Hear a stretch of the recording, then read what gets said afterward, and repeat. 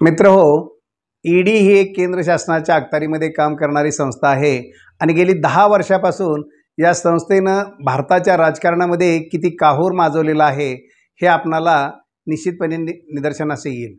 मागच्या 10 वर्षापासून ईडी हे नाव आपल्या कानावर नेहमीच पडत आलेलं आहे।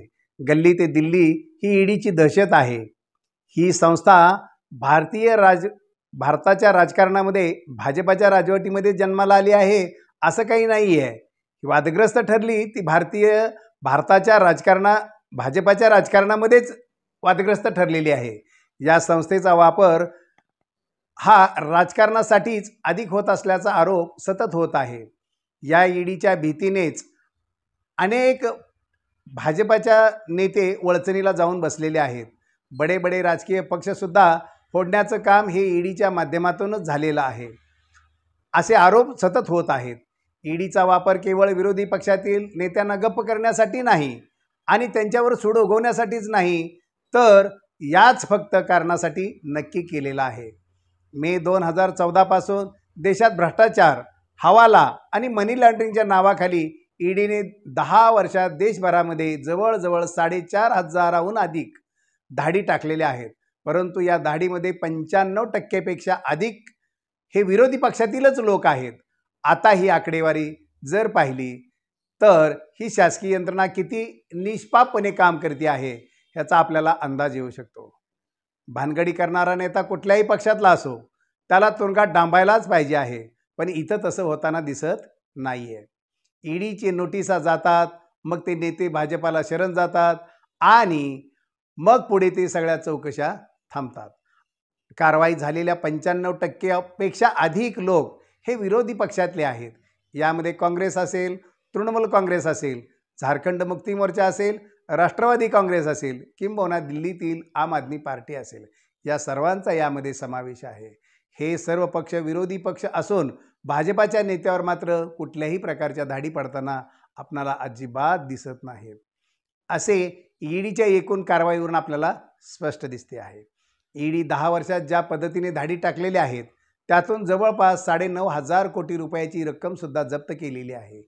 ईडीच्या कारवाया ह्या केवळ विरोधी पक्षातील नेत्यावरती केल्या जातात हे मात्र 100% खरं आहे। ईडीच्या कारवाया विरोधात सर्वोच्च न्यायालयाने सुद्धा कडक ताशेरे ओढलेले आहेत। तरीही ईडीच्या कारवाया ह्या केवळ विरोधी पक्षातील नेत्याविरुद्ध केल्या जात आहेत। विरोधी पक्षातील नेत्याशिवाय वरिष्ठ अधिकारी यांच्या विरोधात सुद्धा ईडीने कारवाया केलेल्या आहेत। ईडीची यंत्रणा ही जरी जुनी असली तरी या देशामध्ये 2019 नंतर ईडीला नवीन अधिकार देण्यात आले। अर्थातच ते भाजपाच्या राजवटीमध्ये आले। NDA सरकारने 2019 मध्ये आर्थिक गैरव्यवहार प्रतिबंधक कायदा आणला आणि यामध्ये मोठे बदल करून या नव्या कायद्यामुळेच ईडीला जास्त ताकद मिळाली। आता ईडी स्वतः गुन्हा दाखल करू शकते, तसेच आरोपींना अटकसुद्धा करू शकते। याआधी ईडीला एजन्सीकडून चार्जशीटची वाट पाहावी लागायची आणि मगच त्यांना त्यावरती कारवाई करता येत होती। आणि आत्ता भाजपामध्ये पक्षप्रवेश करून घेण्यासाठी सत्ताधारी भाजपाकडून ईडीचा वापर सर्रासपणे करताना दिसत आहे असा विरोधी पक्षांचा नेहमीच आरोप झालेला आहे। केंद्रात डॉक्टर मनमोहन सिंगांचे सरकार होते त्यावेळीसुद्धा 2004 ते 2014 या काळात ईडीकडून केवळ आणि केवळ 200 ते 250 वेळाच फक्त धाडी टाकण्यात आल्या होत्या। या धाडीत एकूण 800 ते 900 कोटी रुपयाची रक्कम जप्त करण्यात आलेली होती। परंतु केंद्रातील सत्तेमध्ये मोदी सरकार आल्यापासून ईडीच्या धाडीमध्ये प्रचंड अशी वाढ झाली। काही किरकोळ अपवाद वगळता या धाडी फक्त आणि फक्त विरोधी पक्षातील नेत्यांवरतीच पडताना दिसत आहेत। भाजपामधील भ्रष्ट नेते ईडीच्या कोणत्याही कारवाईला सामोरे जात नाहीत, त्यांच्यावरती चार्जशीट होत नाहीत।